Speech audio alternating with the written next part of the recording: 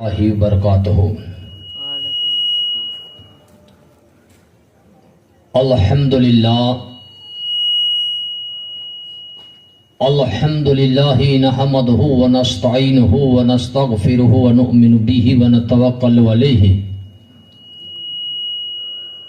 व नऊज़ु बिल्लाहि मिन शुरूरि अनफुसिना व मिन सय्याति अमालिना।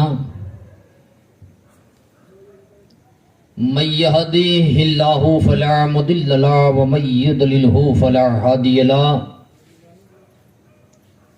व नशहदु अन ला इलाहा इल्लल्लाह वहदहु ला शरीक लहु व नशहदु अन्ना सय्यदीना व मौलाना मुहम्मदन अब्दहु व रसूलुहु। अम्मा बाद औजु बिल्लाहि मिनश शैतानिर रजीम बिफदले बिस्मिल्लाहिर रहमानिर रहीम। फ़क़द क़ाल अल्लाहु तबारक व तआला फ़िल क़ुरआनिल मजीद वल फ़ुरक़ानिल हमीद। या अय्युहल्लज़ीना आमनु तक़ुल्लाह व कूनु मअश-शादिक़ीन। सदक़ल्लाहु मौलाना अलीयुल अज़ीम व बल्लगना रसूलुहुन नबियुल करीम व ला नहनु अला ज़ालिका लमिनश शाहिदीन वश-शाकिरीन वज़-ज़ाकिरीन वल्हम्दुलिल्लाहि रब्बिल आलमीन।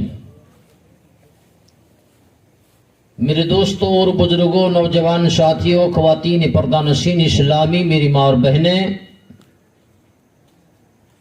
अभी अभी मैंने आप हजरात के सामने खुतबा सानी के बाद कुरान मजीद वल फुरकान हमीद की एक मशहूर और मारूफ आयत करीमा की तिलावत करने का शरफ हासिल किया, जिसका माना और मतलब समझने और समझाने से पहले मैं ज़रूरी ही नहीं बल्कि मुनासिब और लाजमी यही चाहता हूं कि हम और आप मिलकर आका इनामदार मदीने के ताजदार गुंबदे खजरा के अंदर आराम फरमाने वाले आका, हम गरीबों की दाता, यतीमों के वाली, अबू जहल की बदमुठियों के अंदर कंकरियों को कलमा पढ़ाने वाले आका, पत्थरों को तिराने वाले आका, दरख्तों को बुलाने वाले आका,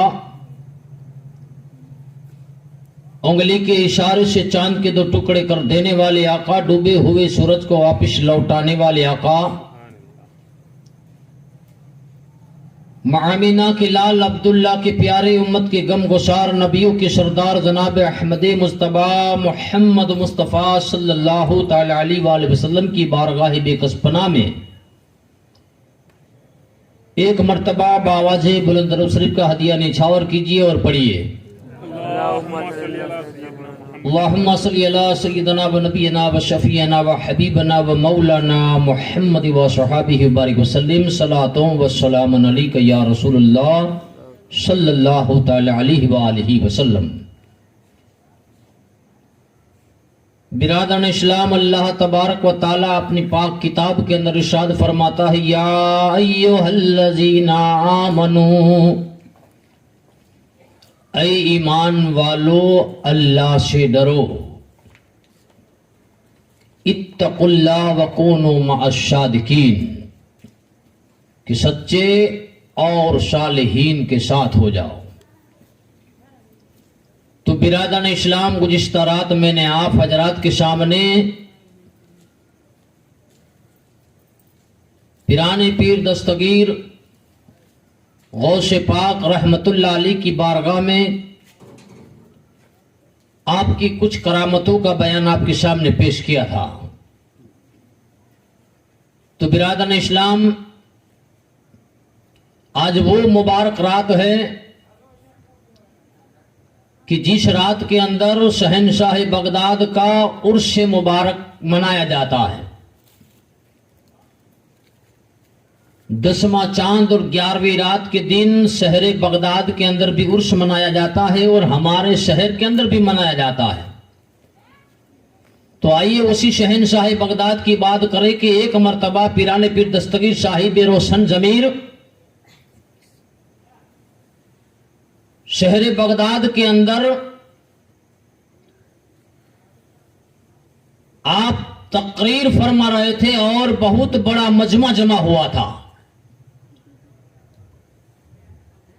आपकी तकरीर के अंदर बहुत सारा मजमा जमा हुआ था कि अचानक आसमान पर अब्र छा गया। आसमान पर अब्र छाया, काले बादल छा गए और बड़ी धूम से बारिश बरसना शुरू हुई।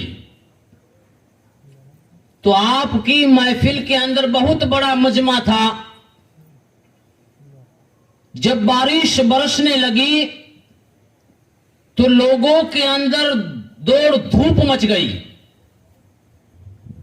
शहनशाह बगदाद पीराने पीर साहिब रोशन जमीर देख रहे हैं कि मेरी मजलिस के अंदर, मेरी महफिल के अंदर बारिश बरस रही है और लोग इधर से उधर दौड़ने लगे, भागने लगे, बारिश से बच रहे हैं। तो शहनशाह बगदाद, शहनशाह जिलानी ने आसमान की तरफ अपनी निगाह को उठाई और रब्बे कायनात की बारगाह में अर्ज किया, है मालिक व मौला, मैं तेरी महफिल को सजाता हूं और तू, मैं लोगों को जमा करता हूं और तू बारिश बरसा के लोगों को भगाता है। तो शहनशाह बगदाद का इतना कहना ही था कि ऐ मेरे मौला, मैं लोगों को जमा करता हूं, तेरी महफिल को सजाता हूं और तू लोगों को डराता है, बारिश को बरसाता है, लोग भागते हैं। तो कसम खुदा की, रावी अपनी किताब के अंदर लिखता है कि जहां पर शहनशाह बगदाद की मजलिस थी, उस बस्ती को छोड़कर बाकी सब बस्ती के अंदर बारिश हो रही है। जहां पर शहनशाह बगदाद की मिलाद हो रही है, उस मिलाद के अंदर गौसुल आजम दस्तगीर बयान फरमा रहे हैं, लेकिन उस मजलिस से बाहर बारिश की धूम मच रही है और मजलिस के अंदर एक कतरा भी पानी नहीं बरस रहा है। तो आइए मेरे दोस्तों, कि एक बगदाद शहर के अंदर एक सौदागर था।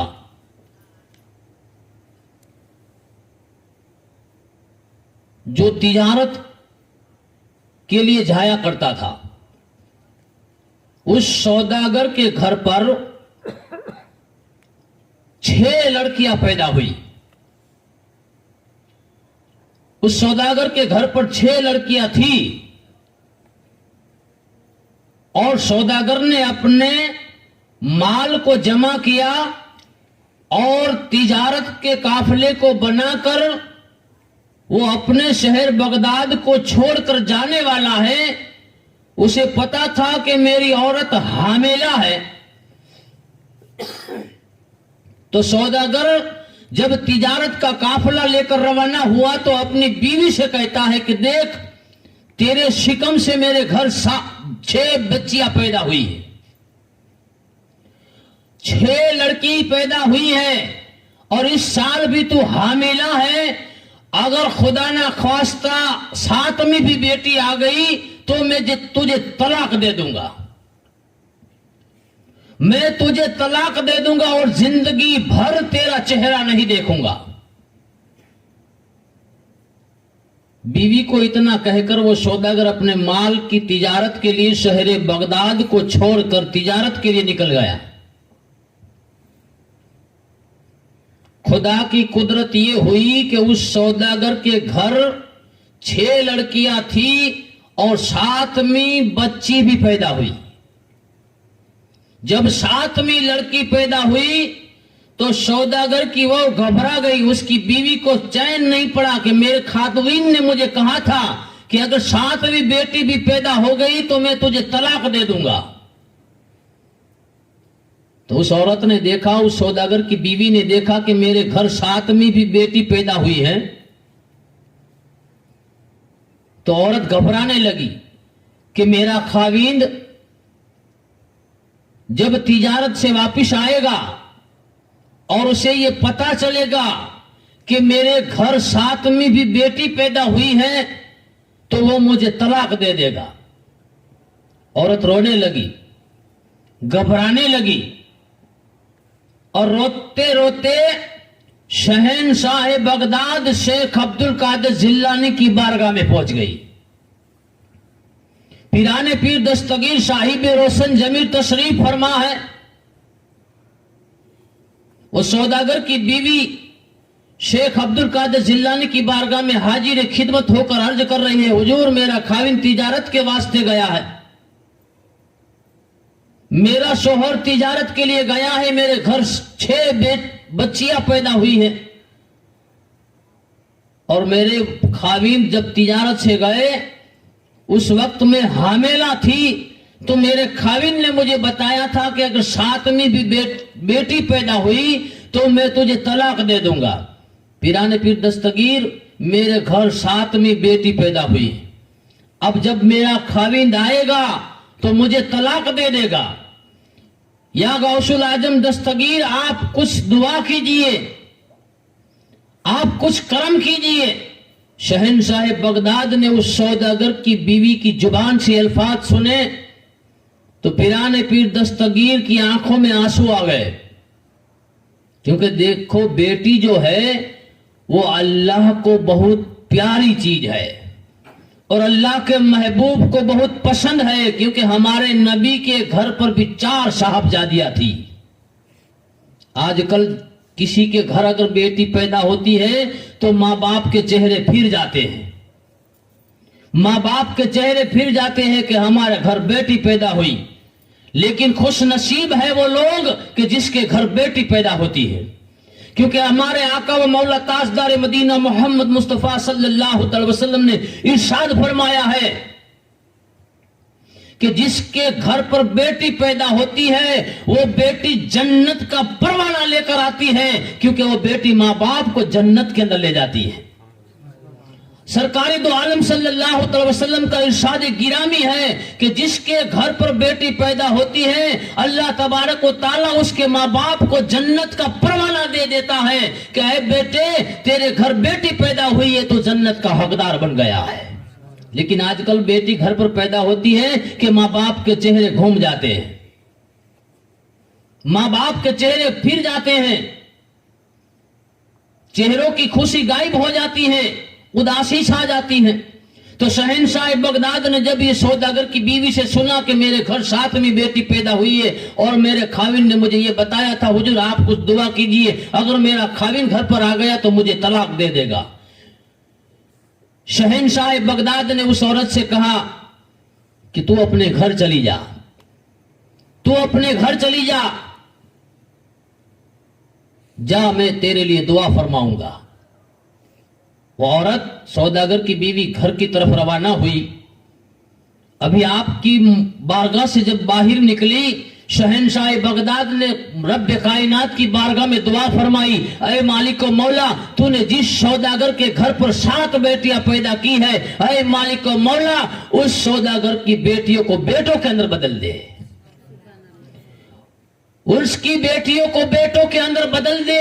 शहनशाह बगदाद की जुबान से अभी अल्फाज निकल नहीं थे कि पीराने पीर दस्तगीर की दुआ ने रब तबारक व ताला की बारगाह में असर कर लिया कि सौदागर की बीवी अभी घर नहीं पहुंची कि 7 लड़कियां लड़कों में बदल गई, 7 लड़कियां लड़कों में बदल गई। सौदागर की बीवी जब घर पर पहुंची तो बच्चियां कहती है, अम्मी जान हमें इस लड़कियों वाला लिबास क्यों पहनाया है, हमें लड़कियों वाला लिबास क्यों पहनाया है, क्योंकि लड़के लिबास अच्छा पहनते हैं और हमें लड़कियों का लिबास पहनाया है। अम्मी जान हमें लड़कों वाला लिबास पहना। तो सौदागर की बीवी कहती है कि मैंने जब 7 बेटियों को देखा तो बेटियां थी, लेकिन पीराने पीर की बारगाह से आई तो 7 बेटे बन चुके हैं, 7 बेटे हो चुके। वो सौदागर जब घर पर आया तो सौदागर की बीवी खुशी मनाने लगी कि अरे मेरे शौहर खुश हो जाओ। तो सौदागर ये समझा कि 7वां मेरे घर बेटा पैदा हुआ है, क्योंकि वो कहकर गया था कि अगर 7वीं भी बेटी पैदा होगी तो मैं तुझे तलाक दे दूंगा। तो ये समझा कि मेरे घर पर जो 7वीं जो औलाद पैदा हुई है शायद वो लड़का पैदा हुआ है। सौदागर की बीवी ने कहा वो 7वीं भी बच्ची पैदा हुई थी, लेकिन आपके खौफ से मैं शहनशाह जीलान की बारगाह में गई, शहनशाह जीलान की दुआ असर कर गई कि एक बेटे के बदले में हमारी 7 बेटियों को गौसुल आजम दस्तगीर ने बेटे बना दिए। वो सौदागर खुश होने लगा और शहंशाह बगदाद की बारगाह में आकर अपने गुनाहों की, अपने खताओं की माफी मांगने लगा। तो यह है शहंशाह जीलान की करामतें। आइए मेरे दोस्तों, एक बेहतरीन करामत मैं आपके सामने पेश कर रहा हूं, इंशाअल्लाह आपने सुनी भी होगी कि एक मर्तबा बगदाद की मस्जिद के अंदर आप जुम्मा की नमाज पढ़ाने के लिए गौसे पाक रहमतुल्लाह अलैह मिंबर पर तशरीफ फरमा थे कि आप, क्योंकि जुम्मा की जो नमाज होती है उसके अंदर नमाज से पहले तकरीर होती है और तकरीर के बाद खुतबा वगैरह होता है और खुतबा वगैरह के बाद नमाज जुम्मा की 2 रकात को अदा की जाती है। तो जुम्मा का दिन था, शहंशाह बगदाद मस्जिद के अंदर तशरीफ फरमा थे, मिंबर के ऊपर आप रोनों के अफरोज थे कि आपकी मजलिस के अंदर, आपकी मस्जिद के अंदर पूरी मस्जिद इंसानों से भर गई थी और शहंशाह बगदाद का जो तकरीर कर रहे थे वो तकरीर का उन्वान ये था कि आपका उन्वान इस बात पर था जो कुरान मजीद के 15वें सिपारे की पहली आयत करीमा के अंदर रब तबारक व तआला फरमाता है कि सुब्हानल्लज़ी असरा बिअब्दिही लैलम मिनल मस्जिदिल हराम इल्लल मस्जिदिल अक्सा। शहंशाह बगदाद इस आयत के ऊपर आप महराज शरीफ का बयान फरमा रहे हैं, क्योंकि कुरान मजीद के अंदर अल्लाह तबारक व तआला 15वें पारे के अंदर फरमा रहा है कि मैंने अपने महबूब को रातों रात महराज के लिए बुलाया और जब आप महराज करके वापिस आ गए तो आपके किए हुए वजू का पानी भी बह रहा था और आपका बिस्तर जो आप उठ कर गए थे वो बिस्तर भी गर्म था और जिस दरवाजे से आप गए थे उसकी जंजीर भी हिल रही थी। इतनी देर में आपने 7 आसमान का सफर कर लिया और अर्शे आजम की आपने सफर कर लिया और ला मक्का पहुंच गए और इतनी देर में तमाम सफर करके वापिस आ गए। तो आपका उन्वान ये चल रहा था कि आप महराज शरीफ का बयान फरमा रहे थे। तो उन नमाजियों में एक नमाजी इंसान ऐसा था जो बेयकीन था। जब पिराने पीर दस्तगीर मिंबर के ऊपर जलवा अफरोज है, आप महराज शरीफ का बयान कर रहे हैं कि हमारे नबी ने इतनी देर में मेराज कर ली, तो वो इंसान देखो, एक आसमान से दूसरे आसमान का 500 बरस का रास्ता है और दूसरे आसमान से तीसरे आसमान का रास्ता 500 बरस का है। तो 7 आसमान का आपने सफर किया और 7 आसमान से लेकर आप अर्शे आजम पर पहुंचे और अर्शे आजम से लेकर आप ला मक्का तक पहुंचे। कितने साल का आपने सफर कर लिया सिर्फ चंद मिनटों के अंदर। आप ये बयान फरमा रहे जुम्मा की नमाज के अंदर। तो उन नमाजियों में एक नमाजी ऐसा भी था जो फैशन के अंदर तुला हुआ था, क्योंकि फैशन तो आजकल भी तरक्की कर रही है। उसे यकीन ना था तो वो कहने लगा अपने दिल ही दिल के अंदर कि जो पिराने पीर दस्तगीर जो बात कर रहे हैं, मेराज शरीफ का जो वाकयात बयान कर रहे कि इतनी देर में नबी ने मेराज करके वापस चले आए, तो उसके दिल के अंदर ये ख्याल आया कि ये बात झूठी है, ये बात झूठी है और अक्ल के बाद की बात है, अक्ल के खिलाफ है बात। ये हमारी अक्ल के अंदर नहीं आती ही बात। वो इंसान ऐसा कहकर मस्जिद से बाहर निकल गया, दिल के अंदर ऐसा सोचा उसने और मस्जिद से बाहर निकल गया और अपने घर की तरफ रवाना हो गया। जब घर की तरफ रवाना हुआ तो रास्ते में एक माहिरगिर इंसान उसे मिला, मच्छी मार, जिसे उर्दू के अंदर माहिरगिर कहते हैं, मच्छी मारने वाला इंसान। और माहिरगिर से जब मिला तो माहिरगिर के पास से उसने एक मछली को खरीदा, एक मछली को खरीदा और मछली को लेकर अपनी घर पहुंचा और अपने घर पहुंचकर अपनी बीवी के पास वो मछली को रखी, क्योंकि वो मछली जिंदा थी। जब बीवी के पास मछली को रखा, मछली तड़पने लगी और ये इंसान अपनी बीवी से कहता है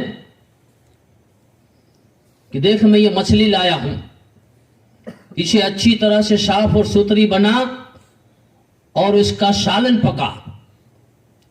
तो जिस वक्त ये मछली लेकर आया था तो उसकी बीवी उस वक्त चरखा काट रही थी। तो बीवी ने कहा कि देखो मैं चरखा काट रही हूं, मेरे हाथ में ये आखिरी रूह की पुनी है, जब ये आखिरी रूह की पुनी काट दूंगी उसके बाद मैं इस मछली को साफ करके आपके लिए सालन बनाऊंगी। तो वो इंसान कहता है कि तू ये आखिरी जो पुनी है वो काट ले और उसके बाद इस मछली को अच्छी तरह से साफ और सुथरी बनाकर मेरे लिए सालन पका, मैं थोड़ी देर में आता हूं। तो वह इंसान अपनी बीवी को कहकर गया। उसकी बीवी के हाथ में आखिरी रूह की पुनी थी, आखिरी रूह की पुनी थी। उस बीवी ने कहा कि आखिरी रूह की पुनी है, इसे काट कर मैं आपके लिए मच्छी को तैयार बनाओ करके आपके लिए तैयार रखूंगी। तो कहा इस वक्त तुम मच्छी को तैयार कर दो, वहां तक मैं दरिया के पास जाकर गुस्ल कराऊं। तो वह इंसान अपनी बीवी को मछली देकर दरिया के किनारे गुस्ल करने के लिए पहुंचा। जब गुस्ल करने के लिए पहुंचा तो उसने दरिया के किनारे पर गुस्ल करना शुरू किया। गुस्ल करने के बाद, क्योंकि वहां दूसरे और भी लोग गुस्ल फरमा रहे थे, तो इंसान गुस्ल कर रहा है। गुस्ल करने के बाद उसने सोचा कि चलो अगर नहाने के लिए आया हूं तो दरिया के अंदर गोता लगा लूं। तो इंसान ने अपने कपड़े उतार दिए और एक जगह पर कपड़ों को रख दिया और कपड़ों को रखकर उसने दरिया के अंदर गोता लगा दिया। जैसे ही गोता लगाना था, उसने गोता लगाने के बाद, गोता उसे कहते हैं, आज हम डुबकी कहते हैं अपनी भाषा के अंदर, कि एक डुबकी खाई लो पछी निकरू बारो। उसने गोता लगाया। गोता लगाना ही था कि गोता लगाकर जब बाहर निकला तो उसने अपने शहर का किनारा ना पाया, किसी और शहर के किनारे पर पहुंच गया। और जब बाहर निकला तो क्या देखता है कि अपने आप को देखकर वो शर्मिंदा हो गया, क्योंकि जब उसने दरिया के अंदर गोता लगाया था वो इंसान था, और जब दरिया के अंदर गोता लगाकर बाहर निकला तो खूबसूरत हसीन औरत बन चुका था। खूबसूरत हसीन औरत बन चुका था। उसने देखा कि अल्लाह अकबर, ये क्या हुआ, मैं तो मर्द था, औरत कहां से बन गया? औरत बन गया। और देखा तो अपना लिबास नहीं था, बरहाना हालत थी।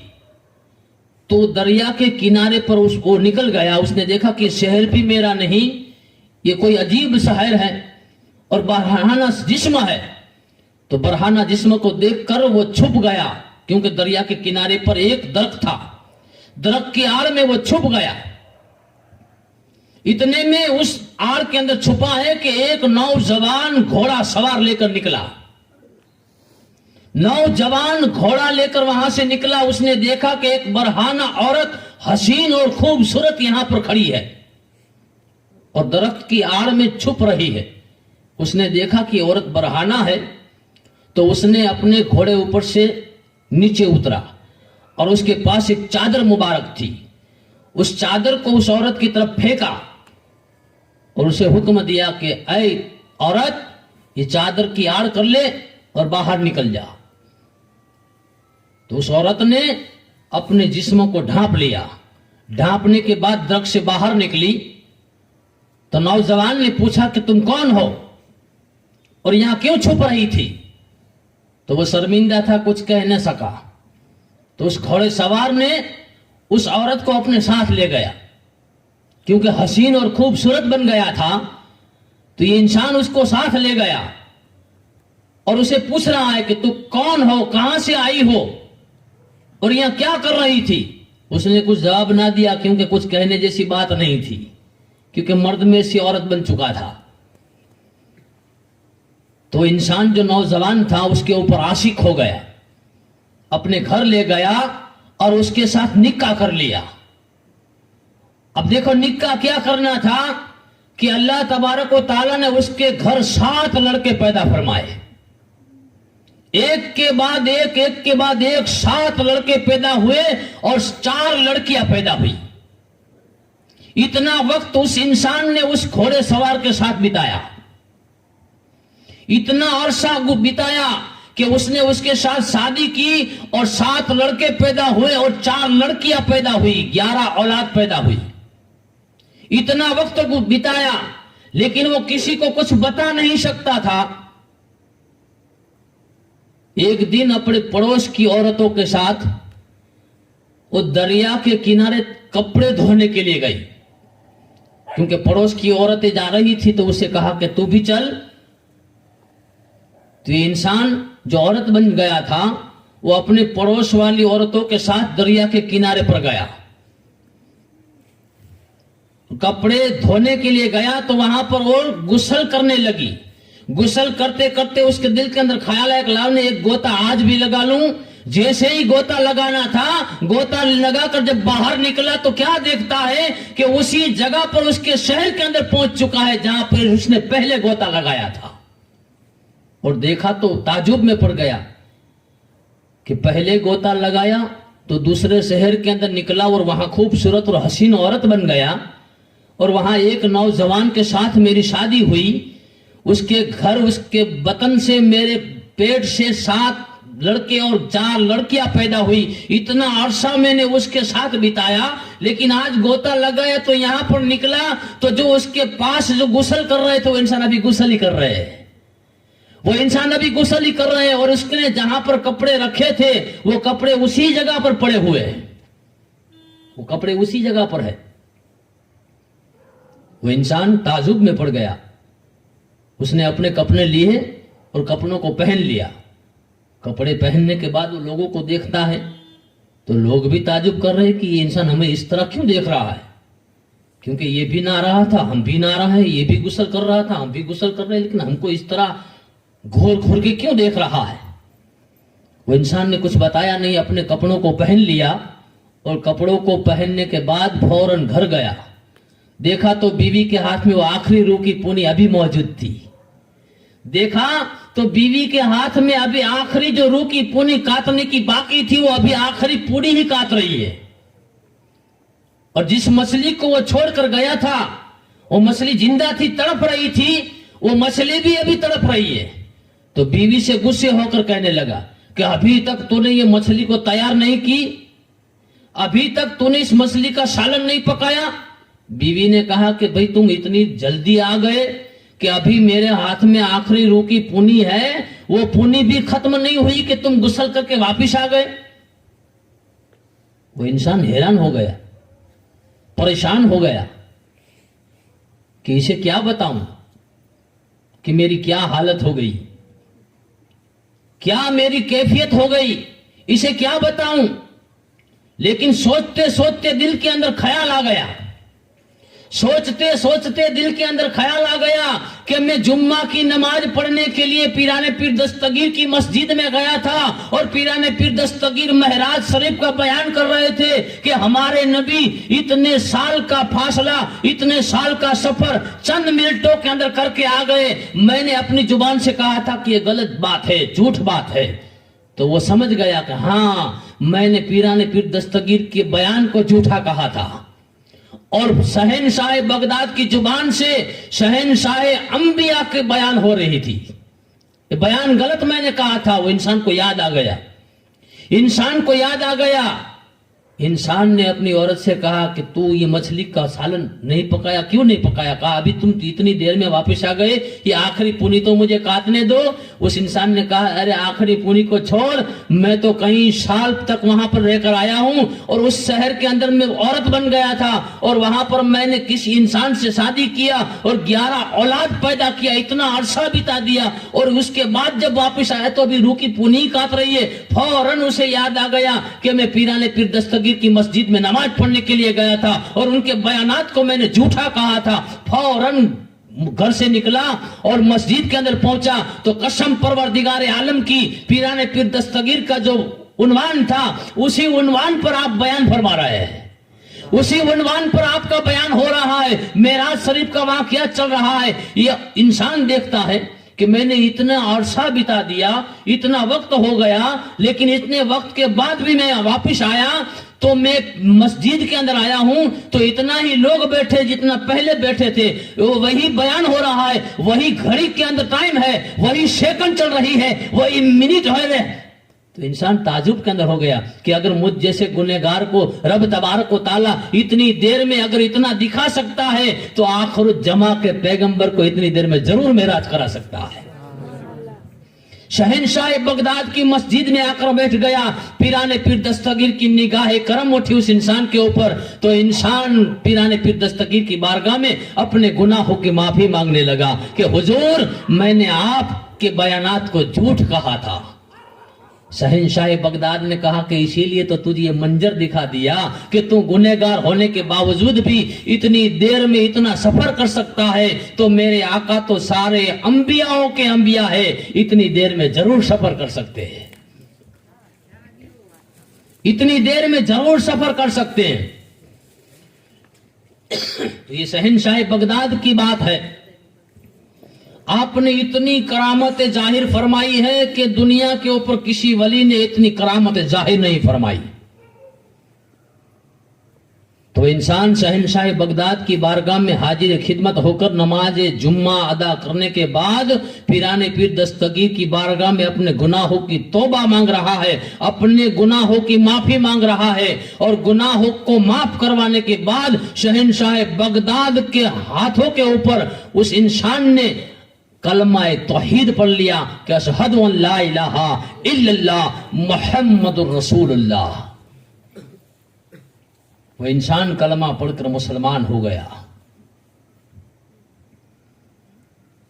देखो एक मर्तबा शहनशाह बगदाद महफिल सजाकर बयान कर रहे थे।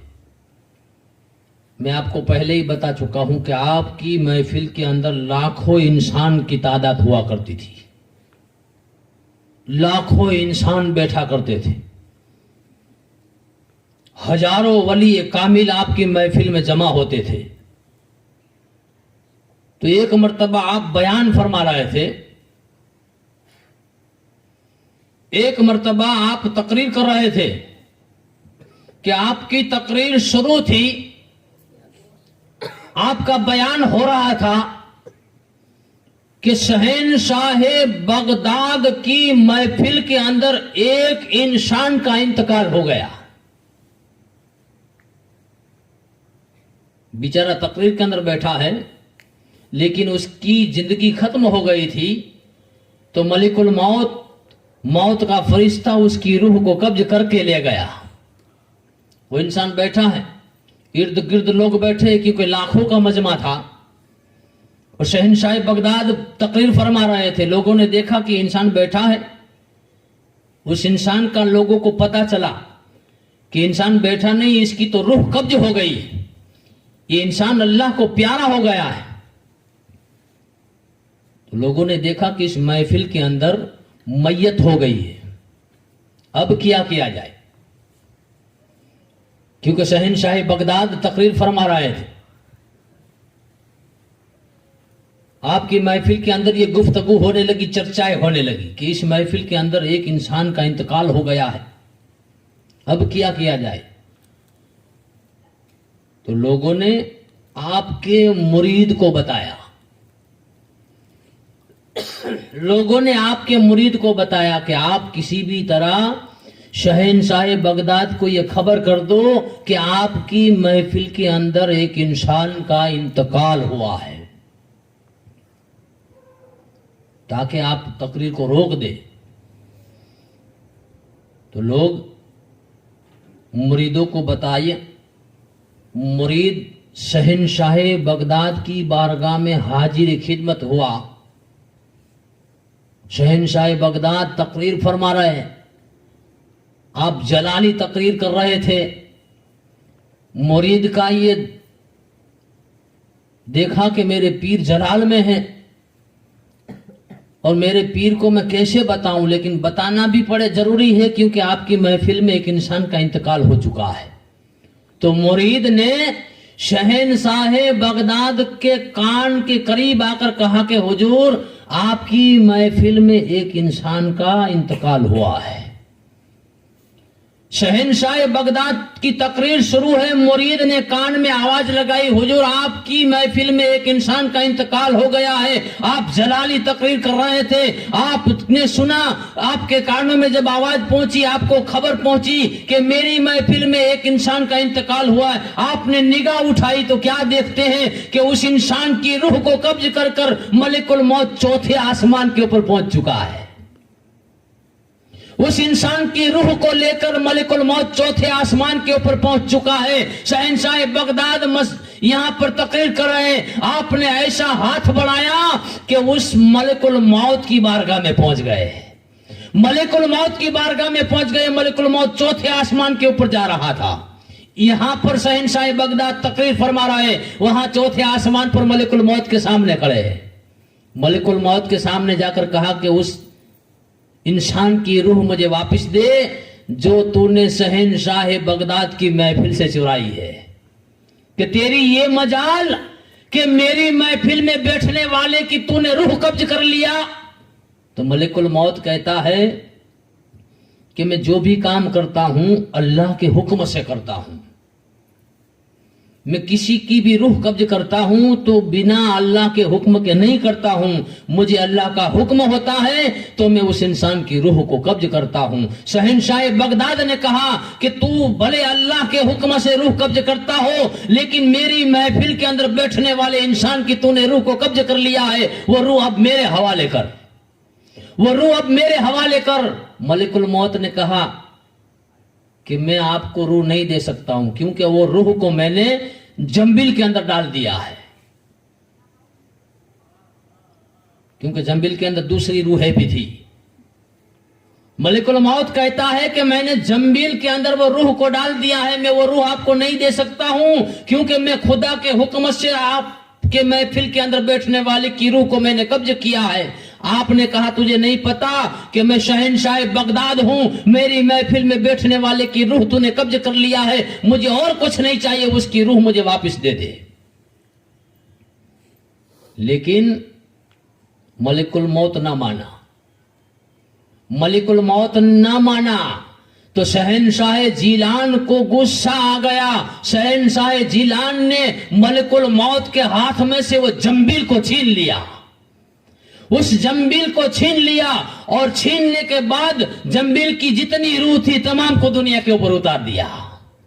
तो जिस जिस इंसान की रूह कब्ज हो गई थी उनके जिस्म के अंदर रूह वापस आ गई। तो आपकी महफिल के अंदर जो इंसान बैठा था, वो जो आपकी महफिल के अंदर इसका इंतकाल हुआ था, उसकी रूह भी उसके जिस्म के अंदर वापस आ गई। वो इंसान जिंदा हो गया। शहंशाह बगदाद यहाँ पर तकरीर कर रहे, लोग देख रहे कि इस इंसान का इंतकाल हो गया था लेकिन ये दोबारा जिंदा हो गया। शहंशाह बगदाद की अभी तकरीर शुरू है। मलिकुल मौत अल्लाह जल्ले जलालहू की बारगाह में पहुंचा। ऐ मालिक ओ मौला, तेरा एक बार गुजीदा बंदा मेरी बारगाह में आया चौथे आसमान के ऊपर, और मैं रूह को लेकर आ रहा था। मेरी बारगाह में चौथे आसमान के ऊपर हाजिर होकर कहा कि मेरी महफिल से रूह छीनी है, उस रूह मुझे वापस कर दे। मैंने मना किया, लेकिन मेरे लाख मना करने के बावजूद भी वो तेरा मकबूल बंदा मेरे हाथों से जंबील को छीन गया और जितनी रूह थी दुनिया के ऊपर उतार दी। तो अल्लाह जल्ले जलालहू मलिकुल मौत से कहता है, ऐ मलिकुल मौत बता तो सही कि तूने उस जंबिल छीनने वाले बंदे का नाम पूछा था या नहीं। तो मलिकुल मौत कहता है, हाँ मैंने पूछा था। तो अब क्या नाम बताया? रब्बे कायनात कहता है कि वो मेरा कौन सा बंदा था जो चौथे आसमान के ऊपर आकर तेरे हाथों से जंबिल छीन गया, उसका नाम तूने पूछा है? मलिकुल मौत कहता है, हाँ पूछा है। तो रब पूछता है, कौन सा नाम बताया था? तो मलिकुल मौत कहता है, उन्होंने नाम बताया था कि मेरा नाम अब्दुल कादिर जिलानी है। रब तबारक व तआला कहता है, ऐ मलिकुल मौत, ऐ मलिकुल मौत, उसने सिर्फ तेरे हाथों से जंबील छीन लिया है और रूहों को दुनिया में उतार दिया, तो उसका शुक्र मान कि सिर्फ तेरे हाथ से उसने जंबील को छीना है। अगर वो मेरा महबूब सुभानी चाहता तो तेरी कुव्वत भी छीन सकता था, तेरे परों को छीन सकता था। अगली बार ऐसी गलती मत करना। अगर मेरा महबूब सुभानी कहे तो रूह को वापस दे देना, क्योंकि वो मेरा महबूब सुभानी है जिसको मैंने शेख अब्दुल कादिर जिलानी का लक़ब दिया है, वो मेरा अब्दुल कादिर जिलानी है। तो शुक्र कर कि सिर्फ तेरे हाथों से उसने जंबिल को छीन लिया है। अगर वो चाहता तो तेरे पर भी छीन सकता था। देखो मेरे दोस्तों, शहंशाह बगदाद ने बहुत सी ऐसी करामातें दिखाई है कि बहुत सी ऐसी करामातें दिखा दिखा कर दीन इस्लाम की तरक्की किया है, दीन इस्लाम को आगे बढ़ाया है और दीन इस्लाम को मजबूत किया है। क्योंकि आप दीन के मुहीन है, दीन को जिंदा करने वाले। आपने दीन को जिंदा किया है और अल्लाह ने आपको मुहीनुद्दीन का लक़ब जो अता फरमाया है। तो मेरे दोस्तों, आज उनका उर्स मुबारक है और हम खुश नसीब है कि ऐसे शहंशाह बगदाद के मिलादुन के अंदर बैठे हुए हैं। हम खुश नसीब है। बताओ तो सही, हमारी मुकद्दर की हम क्या बात करें कि ऐसे जिलानी पीर की महफिल के अंदर हम बैठे हैं। तो अल्लाह तबारक व तआला हमारी इस महफिल को कितनी बुलंद व बाला फरमाने वाला है। हमारी कोई हैसियत नहीं, लेकिन उनके सदके से हमको आबाद वो फरमाएगा। उनकी दुआ से हम फूले फले रहेंगे। क्योंकि देखो 11वीं शरीफ के अंदर शहंशाह बगदाद की विशाल का दिन भी आ रहा है। 11वीं के 70वें चांद शहंशाह बगदाद का विशाल का दिन है। आपने 11वीं शरीफ के 70वें चांद इस दुनिया से पर्दा फरमाया है और आपने जब दुनिया से पर्दा फरमाया उस वक्त भी आप करामत को जाहिर करते गए और जाते जाते भी करामतें दिखाते गए और कब्र के अंदर जाने के बाद भी करामतों को आपने दिखाया है। इंशाअल्लाह आज वजल अभी हमारी एक आखिरी कल की तकरीर बाकी है, तो इंशाअल्लाह आज वजल आपके सामने हुजूर गौसुल आजम दस्तगीर रहमतुल्लाह अलैह की आखिरी जो वसीयत है और आखिरी जो आपका लम्हा है, इंशाअल्लाह आज वजल उसका बयान करेंगे कि आखिरी लम्हे के अंदर आपने आपके बेटे जिनका नाम अब्दुल वहाब था, उनको क्या वसीयत फरमाई।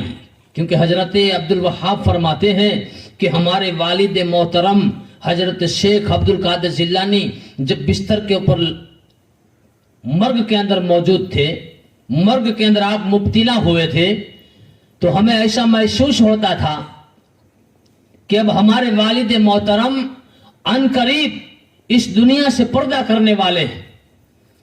तो हमें इस बात की परेशानी हो रही थी क्योंकि आपके ऊपर मौत की कैफियत नजर आती थी। तो हजरत अब्दुल वहाब कहते हैं कि हमको ऐसा महसूस होता था कि हमारे वालिद मोहतरम अब दुनिया से पर्दा फरमाएंगे और आपकी आंखें बंद थी। अभी दिल के अंदर यह ख्याल था कि आपने आंखें खोली, दिल के अंदर ये ख्याल था कि आपने आंखें खोली और कहा कि बेटा अब्दुल वहाब, अभी मैं इस दुनिया से जाने वाला नहीं हूं, अभी मैं इस दुनिया से जाने वाला नहीं हूं, क्योंकि अभी अभी मेरी आंखें बंद थी तो मेरे मालिक को मुख्तार ने मुझे बशारत दी है कि अरे अब्दुल कादिर जिलानी, अभी तेरे जाने का वक्त नहीं है, क्योंकि तेरे से अभी एक फर्जंद पैदा होने का अभी बाकी है। तो इंशाअल्लाह अज़्ज़ वजल आपकी आखिरी जो टाइम था इंशाअल्लाह उसका बयान आपके सामने करेंगे, और आखिरी लम्हा के अंदर आपने कौन सी करामत दिखाई इंशाअल्लाह उसका भी बयान करेंगे। बस इसी बात पर मैं अपनी गुफ्तगू को खत्म कर रहा हूं और अल्लाह तबारक व तआला की बारगाह में दुआ कर रहा हूं, मालिक मौला, मैंने जो भी बयान किया है, जो भी नसीहत दिया है इलाहुल आलमीन, इस बयान के अंदर, इस नसीहत के अंदर अगर मेरी जुबान से कोई गलती, कोई लफ्ज़, कोई भूल आ गई हो तो तेरे महबूब के सदके में मेरी गलतियों को माफ फरमा। और पाक परवरदिगार आलम जल्ले जलालहू, जो हम यहाँ पर जिक्र गौ से आजम दस्तगीर सजाकर बैठे हैं, मालिक मौला, हमारा जिक्र सजाना तेरी बारगाह के अंदर कबूल फरमा। और पाक परवरदिगार आलम, जो इस जिक्र के अंदर नहीं आए, मालिक मौला, उनको ऐसे जिक्र के अंदर आने की नेक तौफीक अता फरमा। और परवरदिगार आलम, हम तमाम मुसलमानों के ऊपर अगर कोई मुसीबत, बला, बीमारी, आफत आ रही हो तो पीराने पीर दस्तगीर के वसीले से हमारे ऊपर आने वाली हर मुसीबत, बला, बीमारियों को दूर फरमा। और पाक परवरदिगार आलम, तेरे महबूब के सदके में, तेरे महबूब के नवासों के सदके में पंजगाना नमाज पढ़ने की नेक तौफीक अता फरमा। और हम तमाम मुसलमानों को जिंदगी में एक मरतबा मदीना मुनव्वरा की ज़ियारत नसीब फरमा। इल्लल बलागुल मुबीन व आखिरु दावाना अनिल हम्दुलिल्लाहि रब्बिल आलमीन बरहमतिका या अरहमर राहिमीन।